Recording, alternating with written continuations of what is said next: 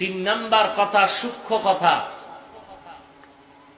হুসাইন রাদিয়াল্লাহু তাআলা আনহুর শাহাদাতের পেছনে ইয়াজিদ সরাসরি জড়িত নয়। 10 তারিখের 61 হিজরির এই 10 তারিখের ঘটনার আগে তো ইয়াজিদের ব্যাপারে কোনো কিলুকাল ছিল না। এমনকি ইতিহাসে পাওয়া যায় ইয়াজিদ তো প্রতিদিন 100 রাকাত নফল নামাজ পড়তেন, 100 রাকাত নফল নামাজ পড়তেন, সবসময় রোজা রাখতেন, হাফেজে কোরআন ছিল, হাদিসের ভান্ডার ছিল, অতুলনীয় জ্ঞান তার মধ্যে ছিল, নামাজ ইমামতি করিয়া পড়াইতেন, কোনোদিন নামাজ কাজা করছে ইতিহাস কেউ বলতে পারবে না, তাকবীর উলার সাথে নামাজ পড়তো, গুণের তো অভাব নাই ইয়াজিদের, ইয়াজিদে তো গুণের অভাব নাই। এরপর সিরিয়া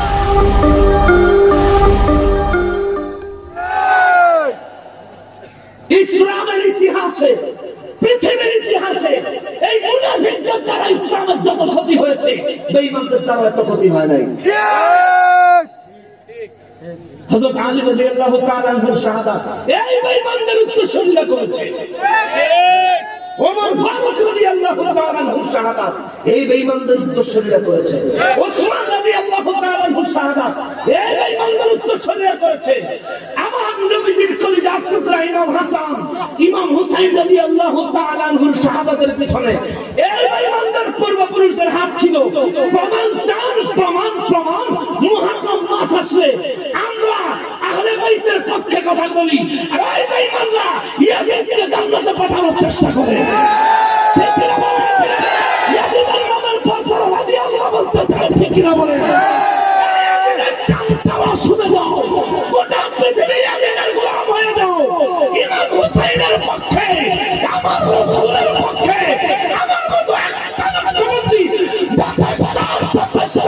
যথেষ্ট, ঠিক কিনা বলেন? তাকবীর, আল্লাহু আকবার, নারে তাকবীর, আল্লাহু আকবার, নারে রিসালাত, ইয়া রাসূলুল্লাহ, আহলে সুন্নাত ওয়াল জামাত জিন্দাবাদ, জিন্দাবাদ। নবী আলীর দুশমনেরা হুঁশিয়ার সাবধান, নবী আলীর দুশমনেরা হুঁশিয়ার সাবধান। মস্তকে আলা হযরত জিন্দাবাদ, জিন্দাবাদ। মস্তকে আলা হযরত জিন্দাবাদ, জিন্দাবাদ। মুকাররম নামাজ জীবনে কম পড়ছেন, কাজা তুইলা নিয়েন, সামনে দিয়ে ঠিক মতো আদায় করিয়েন, কিন্তু রাসূলের পক্ষ এক সুতা ছাড় দিবেন না। যদি আপনার বাপ হয় ছাড় দিবেন না, যদি ভাই হয় ছাড় দিবেন না, যদি বউ হয় ছাড় দিবেন না, যদি বাচ্চা হয়, সন্তান হয়, ছাড় দিবেন না। আরে কিচ্ছু না থাকলে চলবে, আমার নবী না থাকলে চলবে।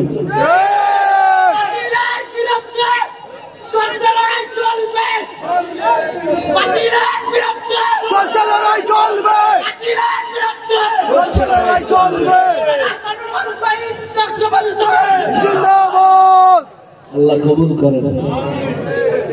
প্রেমিকে বিনে কে বুঝিবে নূর নবীর শান, প্রেমিকে বিনে কে বুঝিবে দয়াল নবীর শান। কেমনে বুঝেছেন তা করে? আরে শোন, নবীর পক্ষে গেলে নবী কয় উম্মত আমারে দেহস না, 1400 বছর পরে আইস, আল্লাহরে খুশি করার রাস্তাগুলি আমি নবী দেখাই দিয়ে গেছি, ওইভাবে আল্লাহরে খুশি করে তুই কবরে গেছ।